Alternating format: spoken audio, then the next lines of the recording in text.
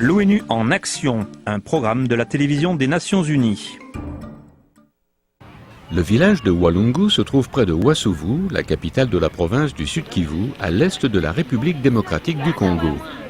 Un grand nombre de femmes dans cette salle d'attente d'hôpital ont été victimes de la violence sexuelle, mais peu d'entre elles iront au-delà des soins médicaux pour rechercher la justice. La violence sexuelle est devenue la marque du conflit à l'est du Congo, où les femmes ont du mal à ce que justice soit faite. L'hôpital de Walungu est l'hôpital public principal du Sud-Kivu. Le nombre d'employés et le matériel sont insuffisants. Et il n'y a que 160 lits alors que cet hôpital dessert une communauté locale de plus de 20 000 personnes. Jean Mukingeka en est le directeur médical. Les victimes de la violence sexuelle ne cherchent pas toutes de l'aide parce qu'elles ont honte ou parce qu'elles ont peur d'être stigmatisées. Mais nous constatons qu'il y en a de plus en plus qui viennent se faire soigner. L'ONU a développé des initiatives pour empêcher que les femmes et les enfants ne deviennent victimes de viols ou de toute autre forme de violence sexuelle. L'une d'elles est de nommer des femmes agents de protection. Luc Ekingbrandt, du Bureau des droits de l'homme de l'ONU au Congo. Nous essayons de les aider par le biais d'un réseau d'ONG qui assistent ces victimes.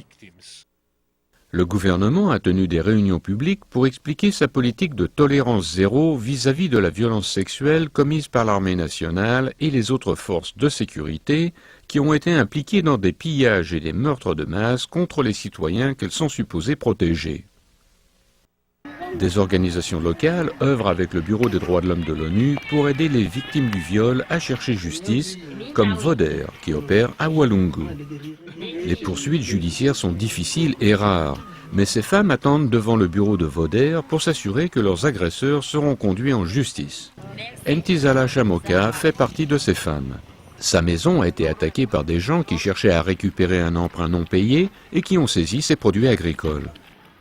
Ntizala a demandé l'aide de l'ANR, l'Agence nationale de renseignement, mais personne ne l'a aidé. Et c'est là qu'un agent de l'ANR l'a violée. Je suis allée le voir à son bureau pour demander de l'aide. Mais au lieu de m'écouter, il m'a violée et m'a donné cette maladie. Et cette maladie est le sida. Grâce à l'aide de Voder, Ntizala a pu rapporter ce cas aux autorités. Domitien Nakalonge est le directeur de Voder.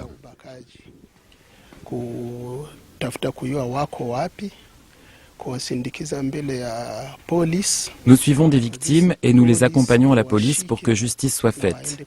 Puis nous les amenons à l'hôpital pour le suivi médical afin qu'elles soient traitées. Enfin, nous assurons le suivi avec le bureau du procureur.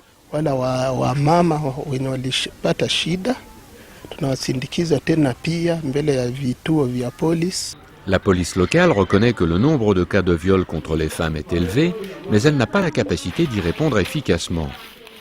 Le seul moyen de transport du poste de police de Walungu est utilisé par son commandant, Willy Kibaya Lukangu.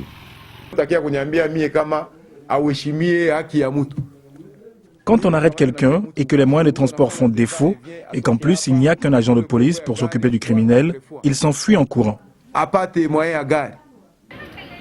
Contre toute attente, et malgré l'existence réelle des attaques sexuelles, des services médicaux déficients et un manque d'accès à la justice, les femmes de la République démocratique du Congo commencent à résister à la stigmatisation et certaines osent même défier la culture de l'impunité.